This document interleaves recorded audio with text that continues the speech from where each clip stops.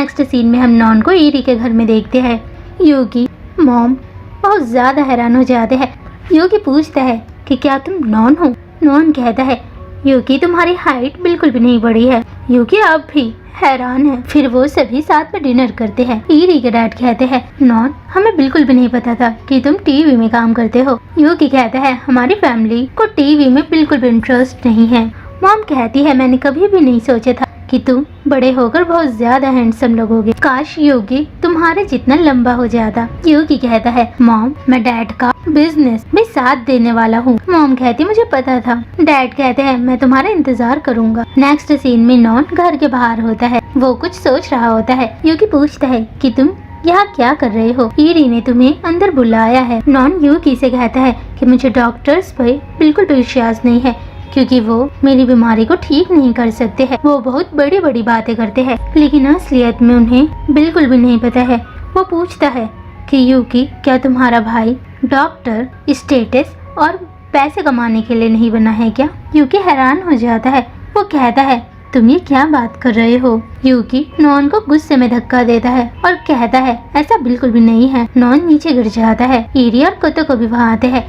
Eerie पूछता है यूकी क्या हुआ? यूकी जैसे ही उन्हें बताने वाला होता है वो नॉन की तरफ देखता है। नॉन बेहोश हो चुका है। नेक्स्ट सीन हमें हॉस्पिटल का दिखाया जाता है जहां नॉन बेड के ऊपर लेटा होता है। कोतोको कहती है हम हॉस्पिटल में हैं। यूकी भी कोतोको के साथ होता है। नॉन कहता है मैं यूकी की वजह से ही बेहोश हुआ था। यूकी गुस्से में कहता है तुम ये क्या बात कर रहे हो? नॉन कहता है तुम सही कह रहे हो, मुझे माफ कर दो। वो कहता है कि मेरा ये मतलब नहीं था। वो कहता है कि मैं तुम्हें जानता हूँ, तुम्हारा ऐसा मतलब नहीं था, इसलिए तुम मुझे माफ कर दो। नॉन हंसते हुए कहता है तुम सच में इडियट हो, तुमने मुझ पर विश्वास किया। कोतोको नॉन को गुस्से में देख रही होती है। वो कहता है कि तुम्हें कभी भी किसी पर विश्वास नहीं करना चाहिए और शायद एक दिन ऐसा आए जो लोग तुम्हारे करीब है वो तुम्हें धोखा दे दे। यूकी कहता है ऐसा बिल्कुल भी नहीं होगा और मुझे तुम्हारी फिक्र बिल्कुल भी नहीं है। वो कमरे से चले जाता है। नॉन कहता है कि 7 साल हो चुके हैं, यूकी अब तक नहीं बदला है। ईरी पूछता है कि तुम्हारे साथ हुआ क्या था? नॉन कहता है कि मैं अब तक पूरी तरीके से ठीक नहीं हो पाया हूँ। नॉन का मैनेजर हॉस्पिटल में आता है। वो पूछता है तुम अब कैसे हो? नॉन कहता है मैं हमेशा की तरह ही ठीक हूँ। ईरी कहता है कि हॉस्पिटल के पेपर वर्क के लिए हमें नॉन के परिवार में से किसी एक की जरूरत होगी। वो कहता है कि मैं ऑफिस स्टाफ से बात करूँगा। कोतोको पूछती है कि नॉन के माता पिता है कहाँ? मैनेजर कहता है कि उन्होंने तलाक ले लिया है और उन दोनों ने ही दूसरी शादी कर ली है। नॉन की कस्टडी डैड के पास गई है। उनका एक बेबी भी है। नॉन तब से अकेला रह रहा है। वो अपने घर को छोड़ना चाहता है, इसलिए वो एक्टर बना है। नॉन कहता है चुप रहो, तुम्हें पूरी दुनिया को ये बताने की जरूरत नहीं है। ईरी यूकी को नॉन के बारे में सब कुछ बताता है। हेड नर्स कोतोको को नॉन की देखभाल करने के लिए चुनती है। मरीना और क्यूकी नॉन की देखभाल करना चाहते हैं लेकिन हेड नर्स उसी को चुनती है। वो सभी कोतोको को गुस्से वाली नजर में देख रहे होते हैं। कोतोको को नॉन का इंचार्ज बनाया जाता है। नॉन कहता है कि मैं किसी और बीमारी से बिल्कुल भी नहीं मरना चाहता हूँ। कोतोको उसे खाना देती है। वो कहता है कि मुझे हॉस्पिटल का खाना बिल्कुल भी पसंद नहीं है। कोतोको कहती है क्या तुम बच्चे हो? नेक्स्ट सीन में सामान खरीदने के लिए कहता है। नेक्स्ट सीन में वो कहता है कि मैं बिल्कुल भी नहीं सो पा रहा हूँ, तुम मेरे कंधे पर मसाज करो। कोतोको से इंजेक्शन लगा रही होती है। वो कहता है कि मैं थक चुका हूँ। कोतोको नॉन की देखभाल करते हुए बहुत ज्यादा थक चुकी है, अब उससे चला भी नहीं जा रहा है। नेक्स्ट सीन में वो ईरी के साथ होती है। कोतोको से चला भी नहीं जा रहा होता है। वो कहती है कि नॉन अब एक एंजल नहीं रहा है, वो एकदम डेविल की तरह बर्ताव कर रहा है। ईरी कहता है कि वो सारी चीजें तुमसे करवा रहा है जो वो तुमसे अपने बचपन में नहीं करवा पाया था। मैनेजर ईरी से पूछता है कि क्या नॉन ठीक है, क्योंकि नेक्स्ट मंथ नॉन एक मूवी में मेन लीड बनने वाला है और अगर उसने फिल्म करने में देरी करी तब कंपनी के रेपुटेशन को बहुत ज्यादा नुकसान पहुंचेगा। कोतोको कहती है तुम सही कह रहे हो, लेकिन नॉन की सेहत का भी हमें ध्यान रखना होगा। नॉन उनकी बातों को सुन रहा होता है। वो कहता है कि ठीक है। मैनेजर कहता है कि तुम्हें बाहर नहीं निकलना चाहिए था।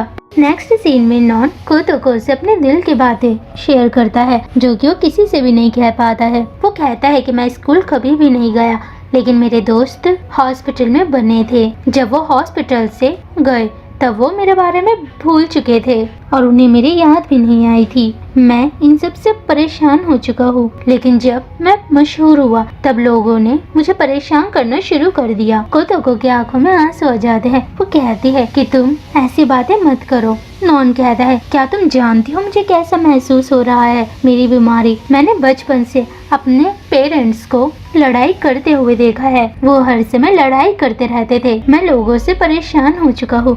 कोतोको रोने लगती है। वो चले जाता है। वो बूढ़ी औरत कोतोको को देख रही होती है। नेक्स्ट सीन में हम नॉन को देखते हैं, जो कि अब अपनी सर्जरी करवाना चाहता है। उसकी किडनी में ट्यूमर है।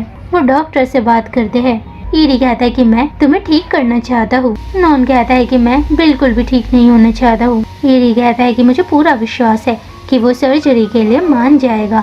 नेक्स्ट सीन हम घर का देखते हैं। कोतोको ईरी के लिए कॉफी लाती है। ईरी सो रहा होता है। वो ईरी को देखकर मुस्कुराती है, क्योंकि ईरी सर्जरी के बारे में ही पढ़ रहा होता है। नेक्स्ट सीन हम हॉस्पिटल का देखते हैं। ईरी नॉन को सर्जरी के लिए मना रहा होता है। नॉन कहता है, डॉक्टर ईरी, आप ये सब प्रॉफिट कमाने के लिए कर रहे हो। कोतोको नॉन को थप्पड़ मारती है। वो कहती है कि चुप रहो। नॉन कहता है कि तुम अपने मरीज को मार रही हो। कोतोको कहती है कि ईरी सिर्फ तुम्हारे लिए डॉक्टर बनना चाहता था। वो हैरान हो जाता है। कोतोको कहती है, हमने 7 साल पहले तुम्हें देखा था जब तुम एक बच्चे थे। तुमने बहुत कुछ सहा था। उस समय मैंने ईरी से पूछा था, क्योंकि मैं जानना चाहती थी कि क्या वो डॉक्टर बनना चाहता है, क्या वो तुम्हारी मदद करना चाहता है। तभी ईरी ने मुझसे कहा था कि वो डॉक्टर बनना चाहता है ताकि वो लोगों की मदद कर सके। लेकिन नॉन, तुम ये सब कुछ भूल चुके हो। मैं, ईरी और यूकी तुम्हें बिल्कुल भी नहीं भूले थे, इसलिए बच्चों की तरह हरकतें करना बंद करो। वो दोनों ही कोतोको को हैरानी भरी नजर में देख रहे होते हैं। कोतोको कहती है, नॉन, तुम जल्दी से सर्जरी के लिए मान जाओ। वो चली जाती है। वो बूढ़ी औरत कोतोको को देख रही होती है। कोतोको मन में कह रही होती है, अगर ये सर्जरी फेल हो गई तब मेरी जिंदगी का क्या होगा। नॉन कहता है, मुझे मरने से बहुत ज्यादा डर लगता है। ईरी कहता है, हर कोई डरता है। सच कहूँ तो मैं भी डरता हूँ, लेकिन यूकी ने कहा था कि तुम ठीक हो सकते हो। नॉन कहता है कि पहली बार मुझे किसी ने थप्पड़ मारा।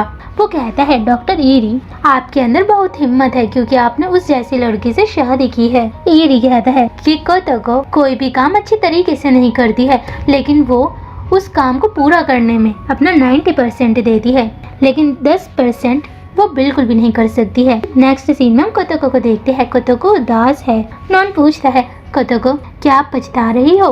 कोतोको कहती है, मैं बिल्कुल भी नहीं पछता रही हूँ। नॉन कहता है, क्या आप मुझे एक बार और थप्पड़ मार सकती हो, क्योंकि मैं सर्जरी करवाने के लिए तैयार हूँ। मैं ठीक होना चाहता हूँ और मैं काम पर भी जाना चाहता हूँ। मैं हाई स्कूल जाना चाहता हूँ। कोतोको कहती है, मुझे पूरा विश्वास है कि तुम ठीक हो जाओगे, और ईरी पे विश्वास करने के लिए थैंक यू। नॉन कहता है कि ये आपने ही मुझे कहा है। नेक्स्ट सीन में वो अपने लिए खुद ही ड्रिंक ले रही होती है, क्योंकि उन्हें देखता है। वो कहती है कि मैं अपने काम के लिए किसी और इंसान को परेशान नहीं करना चाहती हूँ। वो चले जाती है। नेक्स्ट सीन में हम हॉस्पिटल में नॉन को देखते हैं। यूकी कहता है, नॉन, तुम्हें ठीक होना ही होगा, तभी मैं तुम्हारी माफी को स्वीकार करूँगा। मॉम और यूकी भी हॉस्पिटल में आए होते हैं। ईरी, कोतोको और कुछ डॉक्टर और नर्स भी ऑपरेशन रूम के अंदर होते हैं।